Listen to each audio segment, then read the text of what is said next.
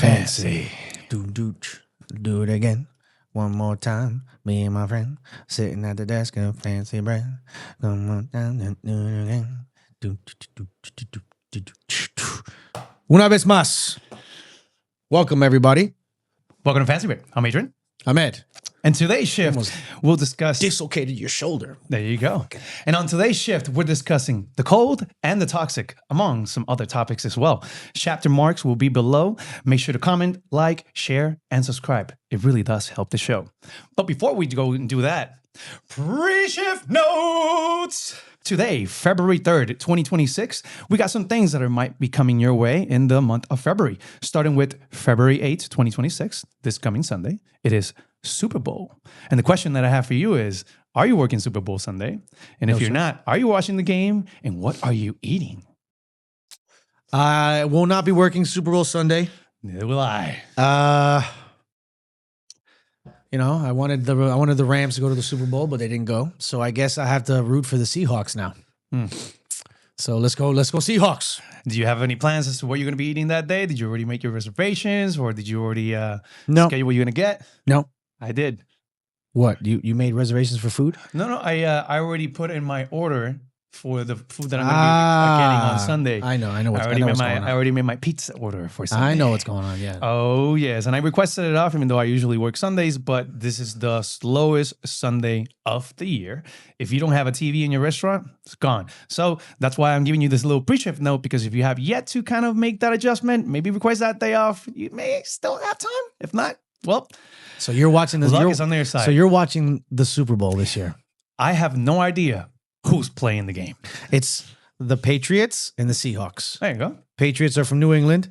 The Seahawks are from Seattle. The reason I tend to watch the game, ads. It's why I watch the game. Yeah, Super Bowl commercials are the best in the world. But who are you rooting for?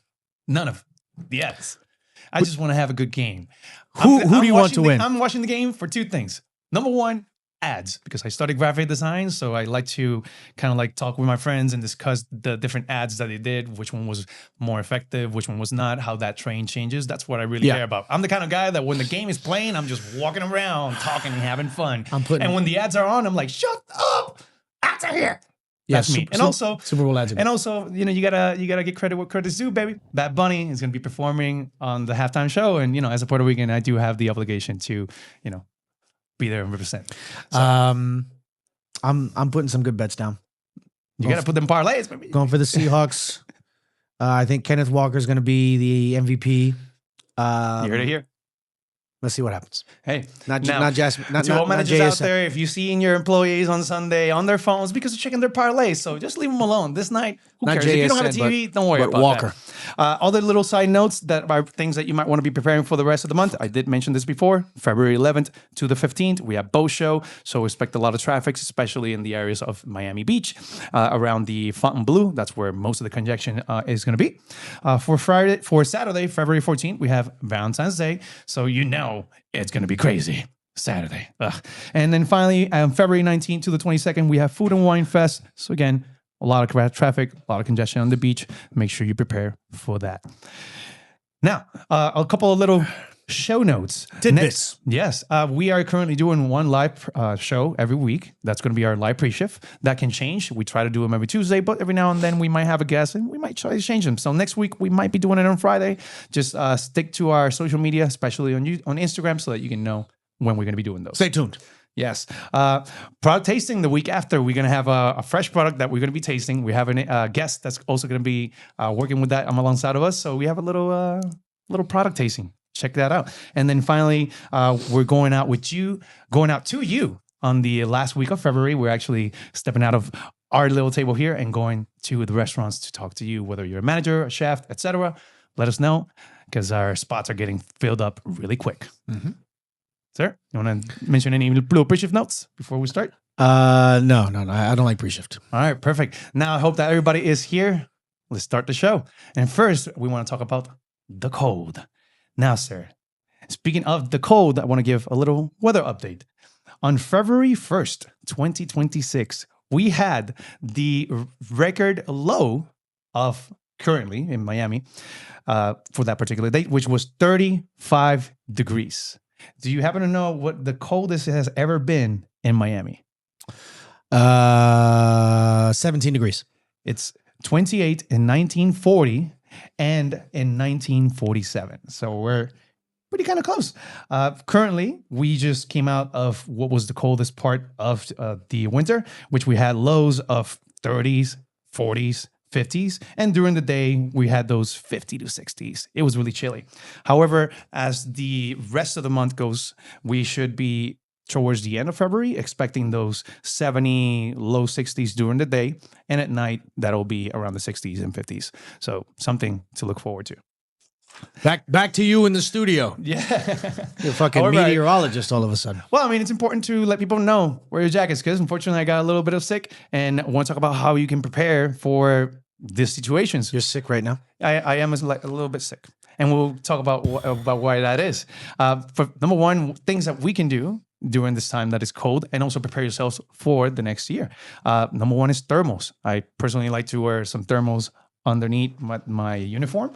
I recommend that you do wool, since wool is naturally insulating and it wicks moisture and it keeps regulate your body temperature.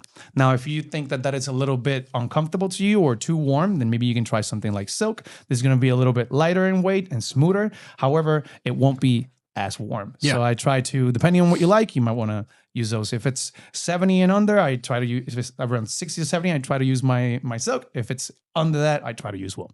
So a little something that you can try. Very important as well is that something that you can do at home. They sell these on Amazon. They're actually worth about $30. And let me tell you, I had one in my bedroom and one in my living room, and I just walked into the bedroom because this was not on, and I can feel it. So great purchase. It's not that expensive, and maybe the link will be in the description below. So, if you're not ready, that's up to you. Or do some push-ups. Do some push-ups. Man up. There you go. Now, what are some things that we can do to avoid the cold and the flu? Number one will be a bit of a safe distance to minimize handshakes, hugs, etc. So when you go to work, instead of just giving everybody a hand, etc., maybe do the elbow. No. How would you call that? The beauty pageant. So you're just gonna go around and you can just, so everybody will understand that of course you're sick. Another thing that you can do is, after you say hi to everybody, is always have your handy sanitizer with you. I try to do that as well. Now, here's the caveat. If you have a partner or a significant other, then odds are probably fine. Yeah. A lot of couples live. If your partner gets it, you're inevitably going to be. A lot of couples live by the if you're sick, we're sick thing. Yeah. But if you're sick, we're sick doesn't have to turn into making all your coworkers sick. Correct. So please try. So as I go on this week, I do have my medicine and everything, and I'll be taking my distance. I don't get sick. I don't get sick very often because I treat people who are sick like pariahs. Get the fuck away from me. Get away from me.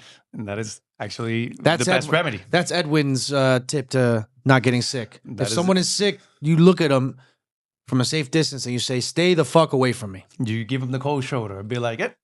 In fact, the best way to avoid someone is to tell them that you're sick instead of that they're sick. It's like, no, I'm not feeling a little bit well. So let's keep our distance. Always works. All right, make it about you. They'll make it about them. Now, a cool little remedy that you can do. The most important is rest. That's the best thing that you can do. The second one is stay hydrated with herbal teas. That'll definitely help. For medicine, I don't know about you, but to me, Mucinex, even though that thing is expensive, gets the job done. The all-in-one? Every time. Yeah. And then if it worsens, just go to the doctor. Don't be that person. If you are really, really sick and you know that you're in that contagious stage, do us all a favor. Please stay home. So when my coworkers come into work and they're sick, I yell at them. But you got to understand, people got bills to pay. I mean, you've gone to work when you're not feeling well. We all done. We all have. We all will. We all will. So it's a tricky situation. But I don't get sick very often, thankfully. I don't know. It's the Dominican in me. But I feel like it has more to do with the fact that when people are sick, man, just stay away from. I don't even get close to them. I don't tell them secrets. I don't talk to them. I don't even share text messages with sick people. But go ahead.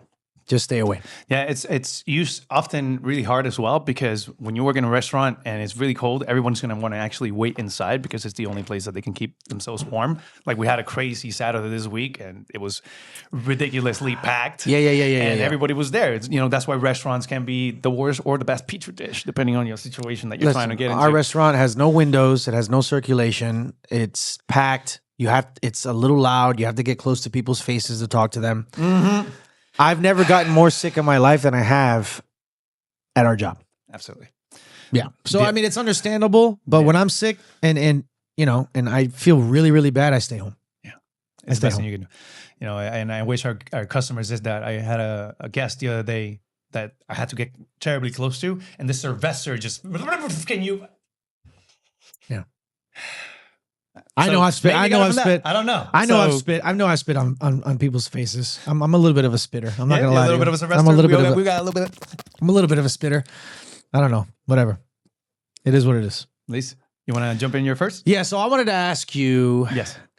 We get a lot of large extra tips at our restaurant. Yes. Has that changed you in any way? I would say that it at times it makes you feel like, right? But always grateful for what you get. For very quick context again, I'm talking about tips of over $10,000 are common enough. It doesn't happen every day, but they are common enough that when it happens at our restaurant, you say, damn, bro, congratulations. And then you get on with the rest of your night. Absolutely. Like, we're blessed at where we work. So how has that changed you? The way you think, the way you behave? What is different about you because of this fortune that we have? Well, I will say that at times someone will say, "Oh, how about can you do this for that?" And it'll be like, "No, no." Or, "Oh, hey, can you help me out with this job? I'll pay you $100." And you'll be like, "No." I'm glad you said that because I feel exactly the same way. So, you're like, no. So when I thought of this question, the first thing that came to my mind was I need to make it clear that my appreciation for any tip has never declined, ever. I have never looked at an extra tip and been like, oh, fuck that. No, never. If someone acknowledges that the service charge on the check is not sufficient to express their gratitude for your service, anything they write extra makes a huge impact. Big impact. Huge impact. But the excitement has died down after a while, hasn't it? There's a little bit. It's more difficult for people as fortunate as us to get as excited about what you would call a normal tip. What is the biggest normal tip for you? What's the biggest number that you still say anything this and below, I'm grateful for, as we've acknowledged, but it doesn't excite me anymore? What's that number for you?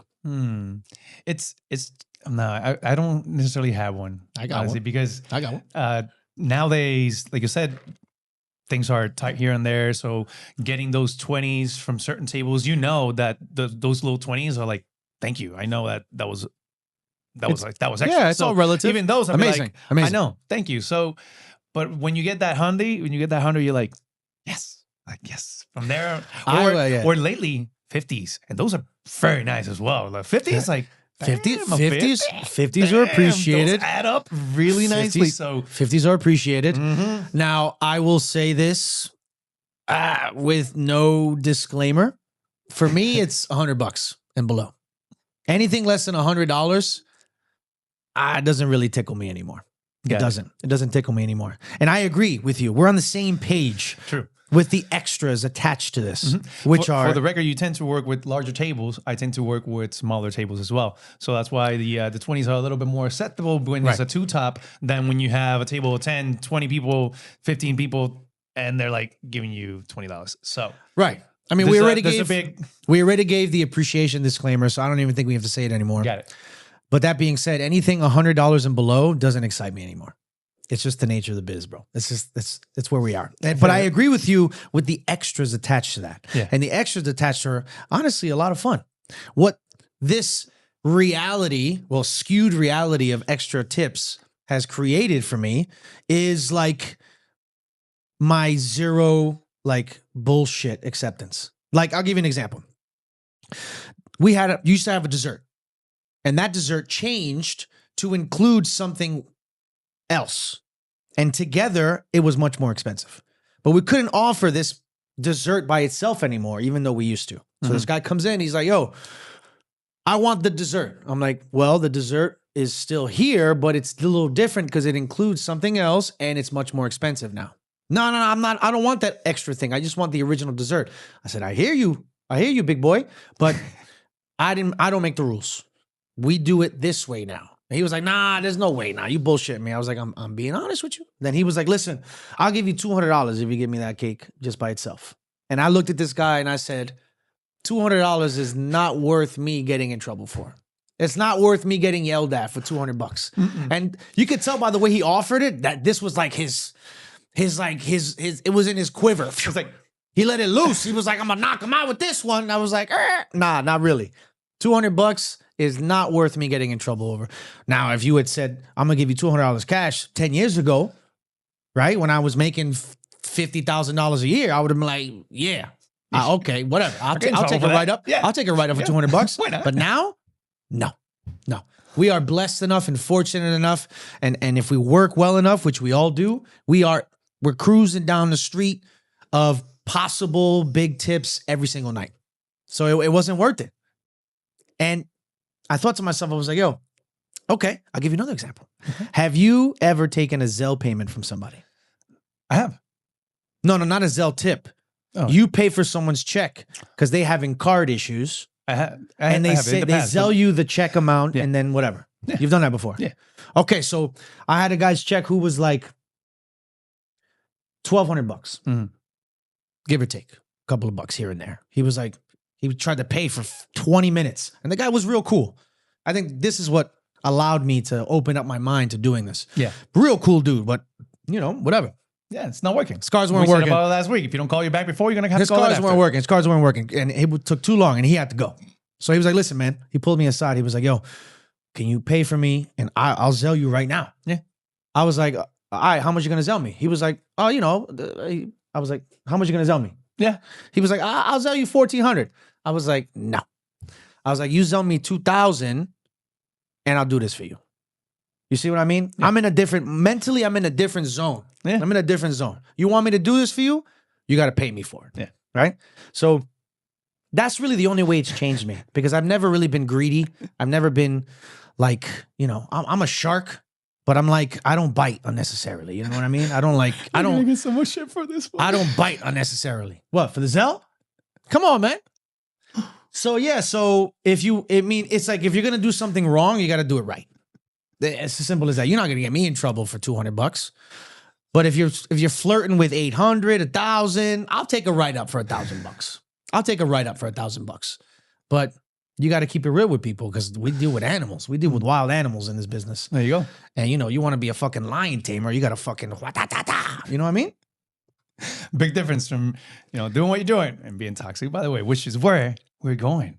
Yeah, go ahead. About some toxic coworkers. And first off, I want to ask, what do you consider to be a toxic trait of an employee or a coworker? I would say someone who's greedy. Not, since we're on the topic, greed, like people just won't let go. And greed comes with paranoia. Like, people think that you're trying to be greedy around them, even though it's nothing of the sort. Like, it's like gaslighting. Is that I feel no, you know what I mean? Yeah. It's like they project that insecurity onto you, and then they don't trust you when you've done nothing to break their trust. They're just living in this hyperactive world in their minds where they just have to keep getting money and getting money and getting money, and another table, another table, another table. I'm just like, oh, relax. Yeah. I'm good. I'm good. I just got $800 from this scammer. I'm good. I'm good. I don't got to fucking hustle. You know what I mean? I just got a $500 tip from a fantastic family. I don't got to fucking go crazy. People get like the fucking virus. I got big money. Yo, relax, bro. You got to stop living over your needs. Relax, man. Oh my God. Well, a toxic trait can be any habit or constant behavior that affects the overall operation, whether it's poor communication, consistent negative attitudes, a lack of accountability, and undermining your coworkers. A couple of examples of poor communication with your guests or the kitchen. You constantly make mistakes, or you ring in things that are not proper. So everybody's doing mistakes because you did not communicate it well. Or management towards staff when they actually don't communicate properly what they're expecting from the staff to do, and then actually kind of creates a little bit of that toxic environment. Consistent negative attitude, like, I'm tired of this place. I don't want to be here. I hate this place. All that attitude, all that negativity, nobody wants that. It's not needed. I'm kind of like that, but I like my coworkers.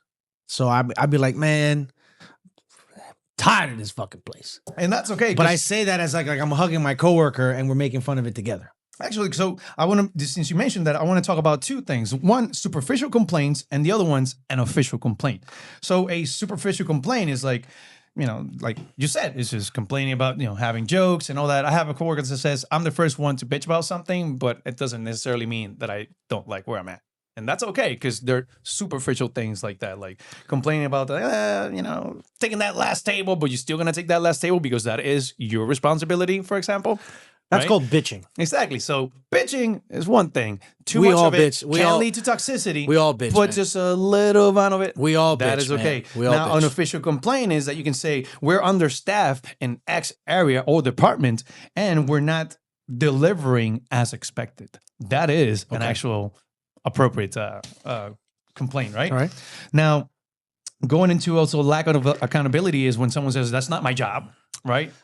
That's definitely not something that I we don't need. think I've ever said that sentence. I've even when I was like first starting out, I don't think I've ever said that. I've never uttered those words in a restaurant setting. Isn't that weird?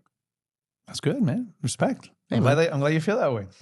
Or one that managers do. It'll solve itself. I hate that one. Sometimes it will, though. Sometimes it will. I always say restaurants are natural filters. They're natural filters. If there's a piece in a restaurant that isn't working, it doesn't go with the flow, it doesn't, align with most people, because you don't have to get along with everybody, that thing will filter itself out. A shitty restaurant is a restaurant where there's one element, let's call it one of your coworkers is a fucking scumbag or a gaslighter or a fucking a cokehead or who doesn't like to take care of their tables, and you get in trouble because they're terrible at their jobs, and that person never gets fired, then you're working at a really, really shitty restaurant. If there's a person who doesn't get along with anybody, nobody likes them, and they still work there, you working at a bad restaurant. A good restaurant is a good filter. Eventually, that person who's sticking out and they are not helping, nobody likes them, that person will get eliminated one way or another. Yeah.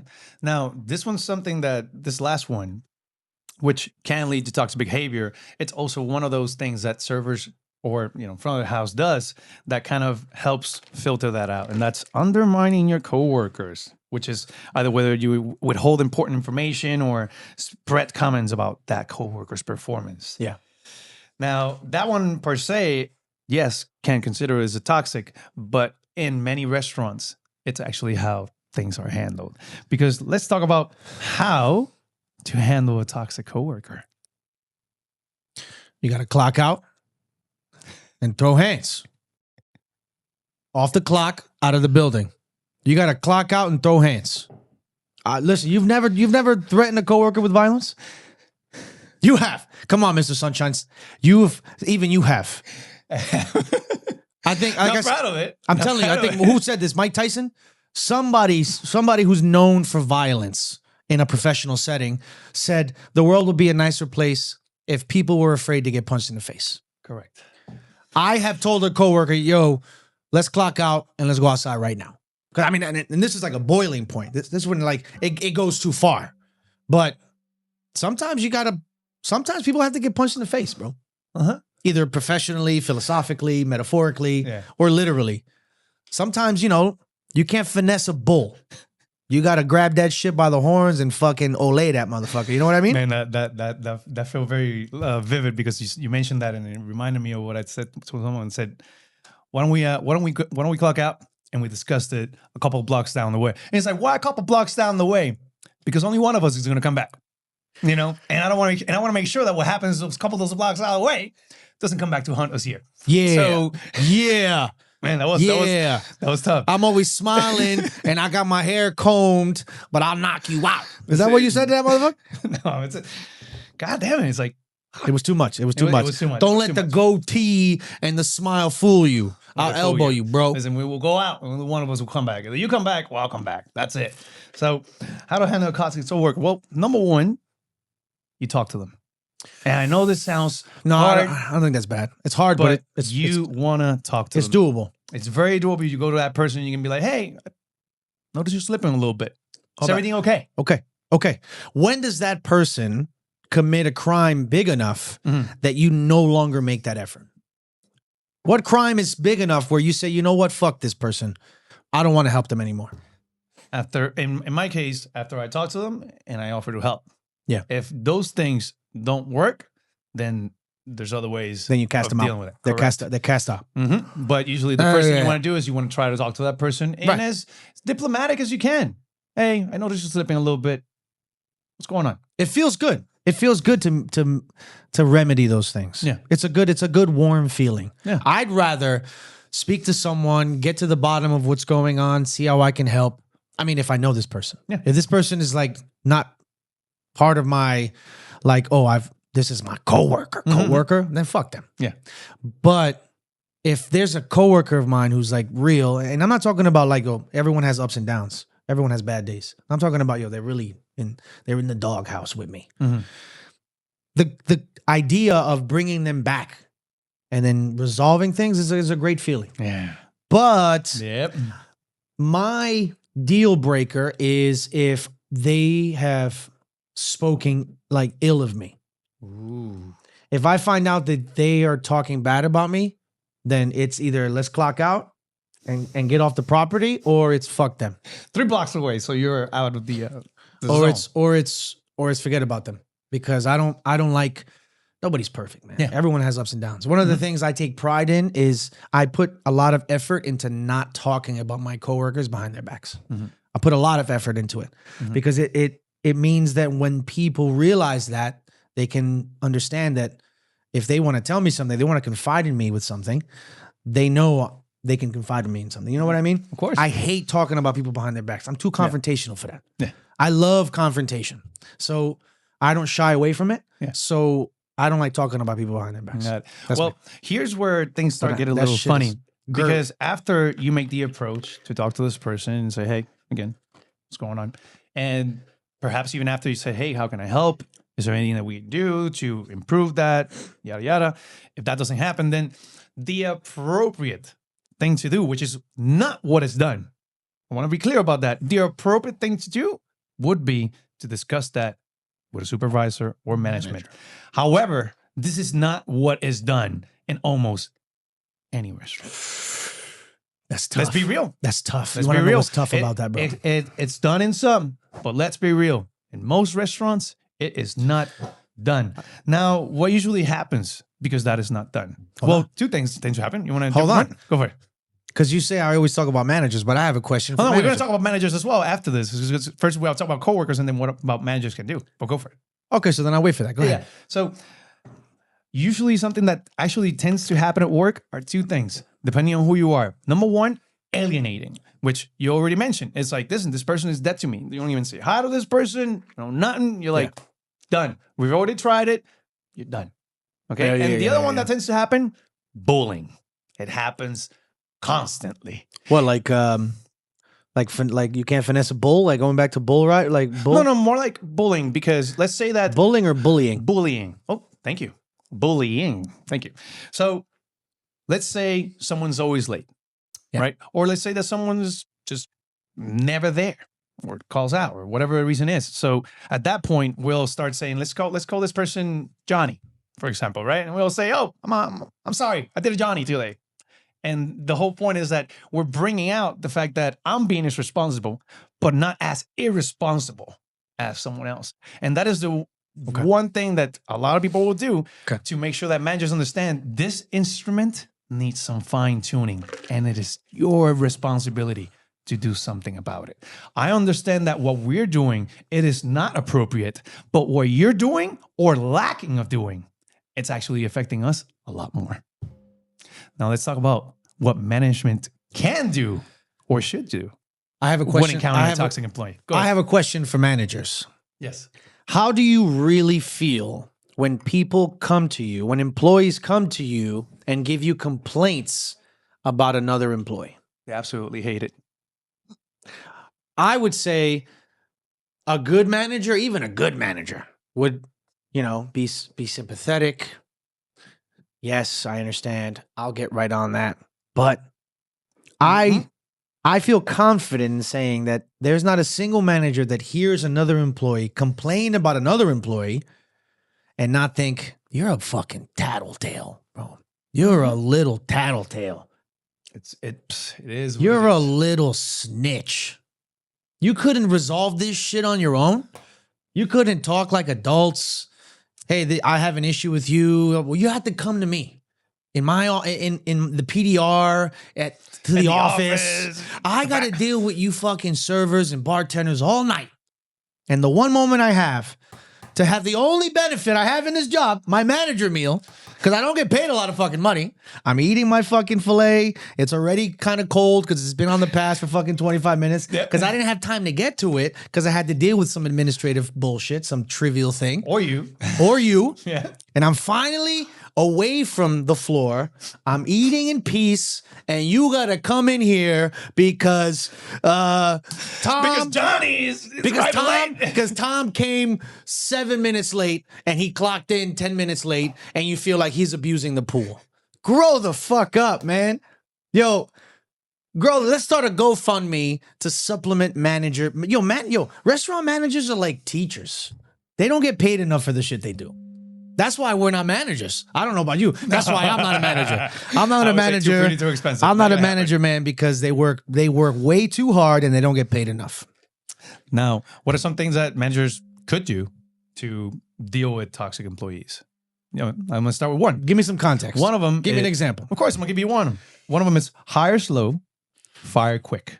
That is one of the techniques that you can try to do. Because, yes, we understand that we all want to have people that know and they have their skills and their experience, etc. Yeah. But if someone comes to your job to apply and they don't have the proper attitude or the desire to learn, then honestly, you're actually hurting yourself and your operation a lot more. Preach, brother, preach. Mm-hmm.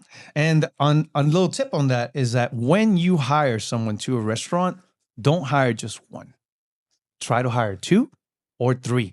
The reason behind this is because if you just hire one person, the toxicity in the restaurant will actually drive that person away before they can actually stand on their own. If you hire 2 or 3 people, they actually become a bit of a unit. And the people that are around them, if they're positive, like the hiring that you actually did, then that's going to affect everyone else in a positive way as well. And those who know are doing wrong, they're going to feel it. And they're going to be scared because they know that person or that person or that person can have my job. What about that person? I don't stand up. Wow, you get really passionate. Yeah. Hey. Sometimes, huh? Hey, man, it's just... you feel that? You feel that? Managers got to manage. Coño, you get passionate, bro. There you go. Another one that they do, and this one that doesn't tend to work. Fear and control. Fear and control is when those managers, instead of... Explain that one. Explaining or going to the person, like going to Johnny and say, Johnny, you're arriving late all the time. You're calling out often. So you're hurting the team because you're not here when we need you, right? So at that time, instead of just going to that person and talking to them, they address the issue, not the person. So they will go on pre-shift. And they will say, oh, we don't need anybody arriving late. We're going to start issuing warnings, et cetera, et cetera, et cetera. And then it becomes a thing about everyone except that one person who we all know is doing wrong. But right? that's what I get mad at. Sometimes when I see somebody doing something on the floor, I don't reprimand them like I'm their boss. But I have told people, yo, don't do that. Yeah. And it's only because we're going to have to hear about it at fucking pre-shift. And I don't want to hear about it pre-shift. I'm telling you, et cetera, et cetera, et cetera. We're going to hear about it at pre-shift. Absolutely. I have said that. I have ended a sentence with that a lot. But how do you feel when you're at pre-shift and you know they're talking about you?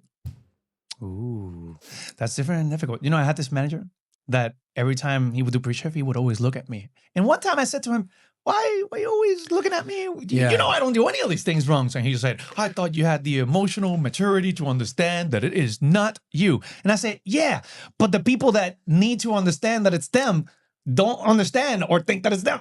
So what are you really doing? I don't know. I feel kind of proud when I hear it. Which is You're like, which is hypocritical. I made it appreciate. Which is hypocritical. I'm sorry for that hypocrisy, you know, because I don't want to hear about shit at pre-shift that my coworkers do because it wastes everyone's time. But if it's me, No. Not if it's me, but if it's about me with a certain thing, you know? Like, guys, we can't open bottles of wine without a guest confirming they want another bottle of wine. That's ridiculous. got it. And I'll be like, yeah. All right. Yeah. You worked Saturday. Yes. How would you describe in one word our shift this Saturday they just passed? One word.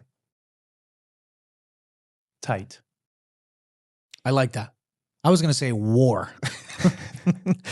Okay, so look. It was tight. So look. I wanted to get inside of your tropical brain, your Caribbean brain, right?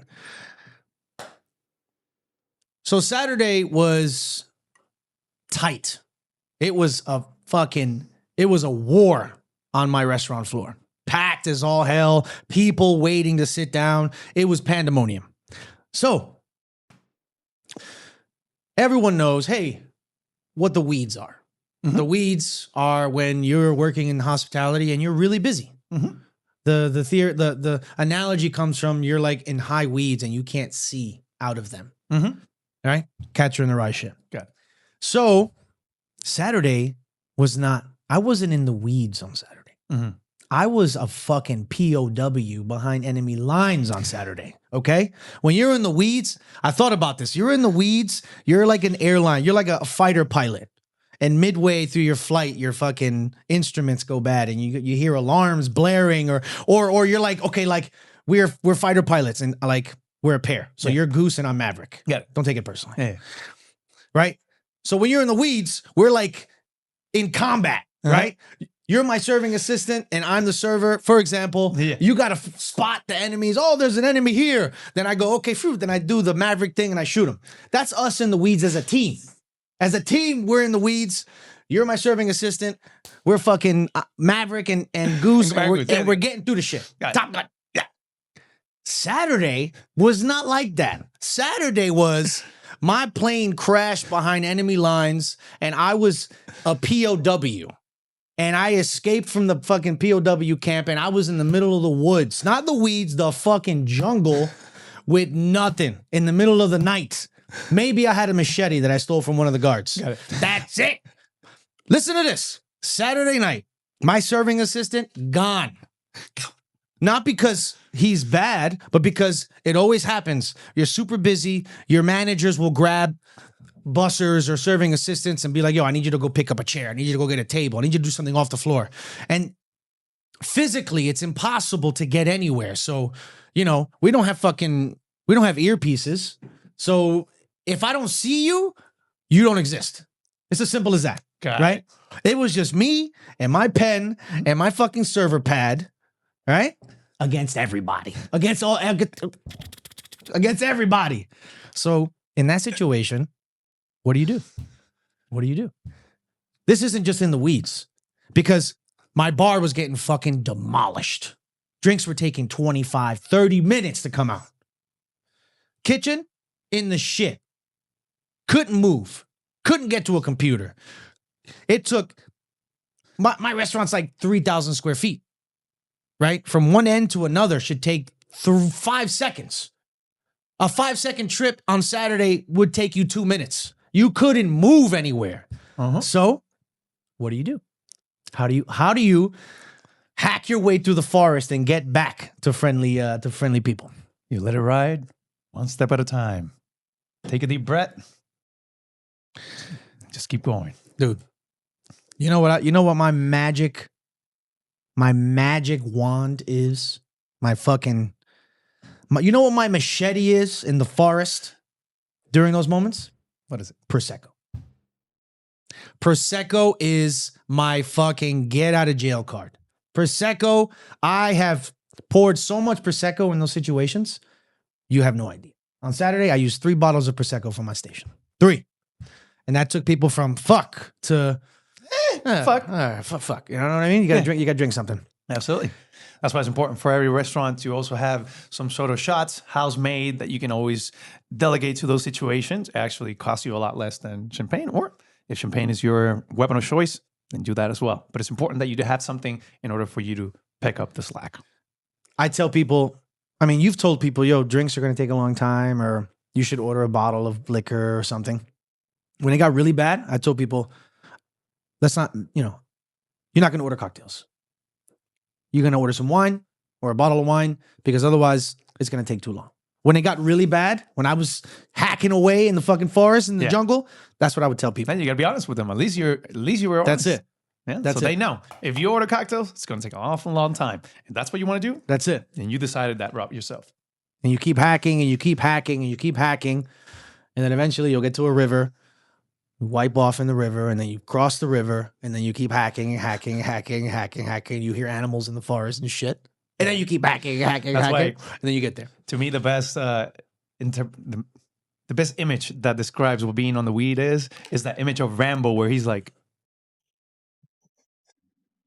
nothing just explains fucking that better. hacking away, bro. Nothing explains that better. Hacking away. I actually, I'm going to close with these 2 little details as well of things that also manage, going back to the toxicity. You went back to it. Yeah, I want to just finish that with the toxicity. Some things that also management might do, that how they deal with toxic employees.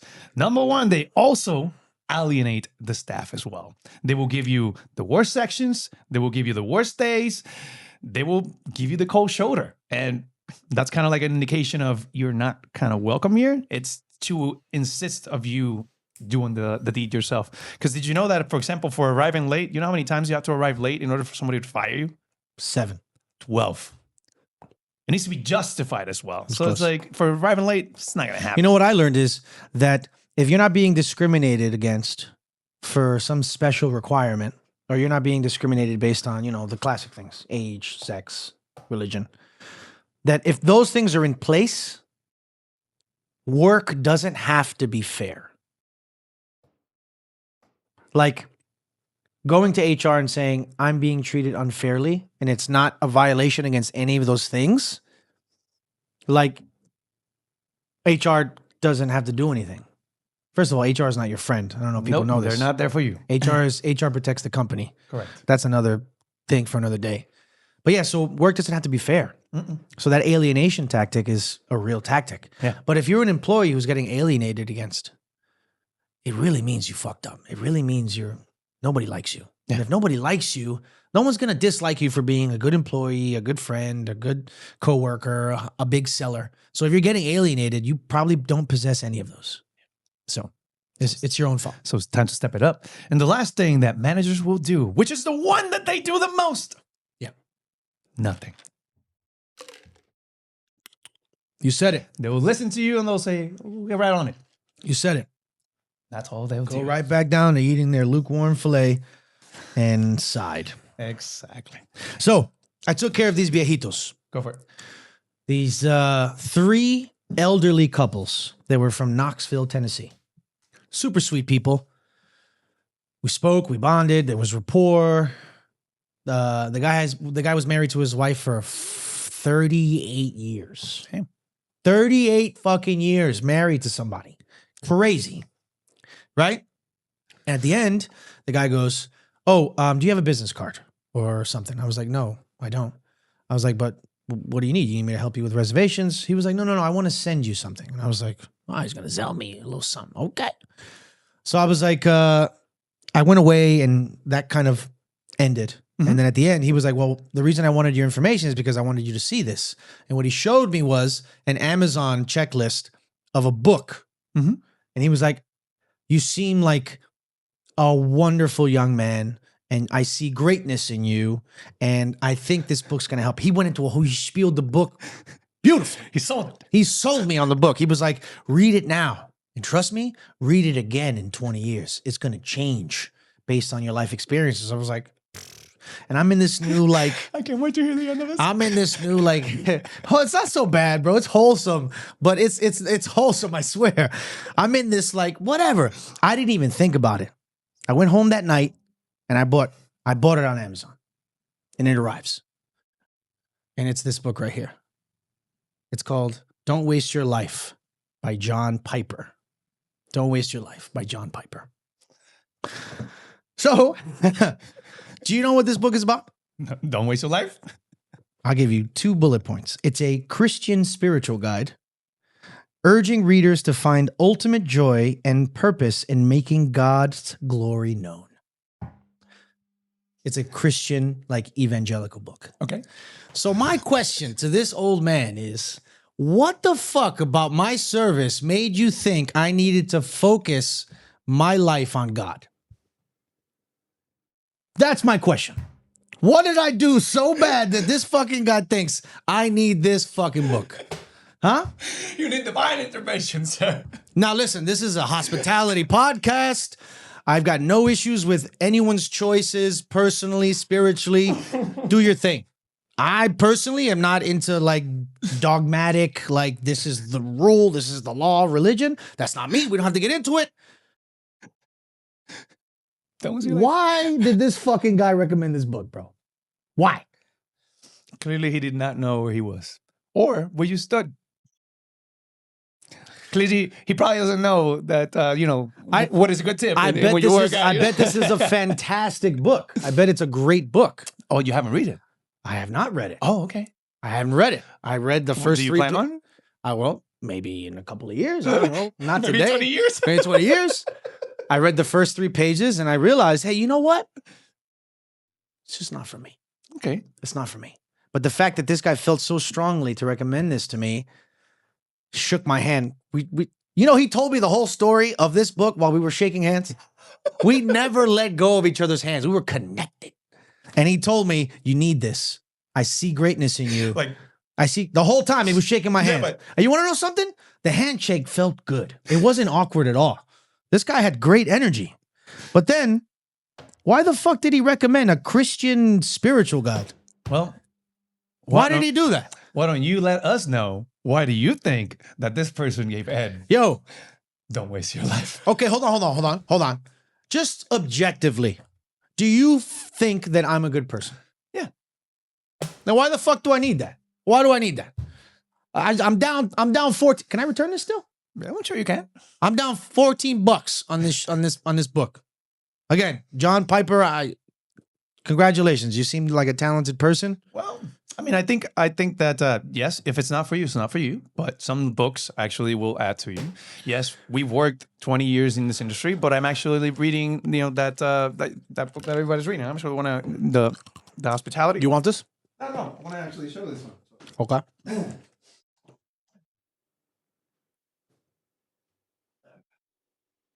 So everybody's talking. I'm conflicted, bro, because everyone's talking about this book, and conflicted. obviously I've been reading it. So I got this whole part done already, and I try to build the habit of, when I get up and instead of going to the restroom with my phone, I go to the restroom with my book. And little by little, I've been reading on it, and I will say that even though I've been doing this for a long ass time, it doesn't mean that I can't learn something new. So perhaps it doesn't mean that you are wasting your life. It just means that perhaps there's something else in there that might be of worth to you. If I ever see this guy again, until you will try. If I ever see that guy again, I'm gonna have some words with him, bro. I hope that you do so, but just with a handshake. All right, just have the whole story while you're holding that hand. You have no idea my reaction at home when I got this book. I was excited. I was like, man, I trust my elders. Like, they seem like wonderful people. No. They were wonderful people. And I was like, yeah, man. I'm into this thing where, like, let's read, let's improve, let's learn. There you go. Last word, sir? I've said the greatest word there is. I do want to bring one thing that I forgot to mention, and that is when management or your coworkers as well want to complain about you, right? One thing that is very important that you do is that you have to look at yourself in the mirror first. Because there's so many people that complain about someone else when they don't follow the rules themselves. Like, let's say, oh, you want to complain about, oh, that person doesn't arrive on time, but I'm never dressed the part. I look like shit. Or I don't know how to properly talk to other people. So again, if you want to complain about someone, maybe before you do so, take a little look at yourself. Just saying. It goes a long way. Now, if you're ready, we do have this question that we kind of inspired the episode today. And it came from a person that works in an office and says, I have this coworker who never helps. When we're busy, he or she is always on their phone, not paying attention. And when we need help, again, it doesn't come. What can we do? Or what can I do? Are we translating that to a restaurant? However you like. Well, if it's a pool house, then one of the benefits to a pool house is you can police each other. Not narc on each other, but govern each other. Like govern the quality of the camaraderie. So if you are the person in this scenario who works at my restaurant and we have a pool for tips and you're not contributing, then it's a very simple conversation. You know, it's like, yo, we're a team. You gotta help out. Yeah. And that's usually like all it takes. You know, sometimes people go through shit. Like I said, you know, life still happens even though you work anywhere. So sometimes you come into work with shit on your mind and you do your best not to display those things to guests. But, you know, we're all human. So maybe that person is down or dealing with some serious shit and it happens. But if it comes from a place of like laziness or it comes from like a place of premeditated lack of contribution, then that's a conversation. And then if the conversation doesn't work, then it's a clock out and walk 3 blocks away situation. It's as simple as that. As simple as that. Now I'm gonna, as we mentioned, the first thing you might want to do is try to talk to the person and perhaps offer help. But if none of those work, then I have 2 little quick tips here that you perhaps can send them their way. Now, if you're receiving this, it means that your performance has slipped recently. Consider this a friendly nudge from your team to step it up and get back on track. Now, if you're getting this message, it means we've already discussed your recent slip in performance and your lack of motivation is impacting the team and the operation. Remember, we do not need you to be passionate about service or about what we do here. We just need you to show up and do the job, the one you signed up for. If that's not possible, please do us all a favor. Stay home. Thank you for listening. Or quit. Take care, everybody. Stay home. That was too nice. Get that fucking person out of there. Stay home. Fuck up the whole vibe. Share my money and stay home if you're not feeling. No, get another fucking job. There you go. Take care. Take care, everybody. Don't forget to like, share, subscribe.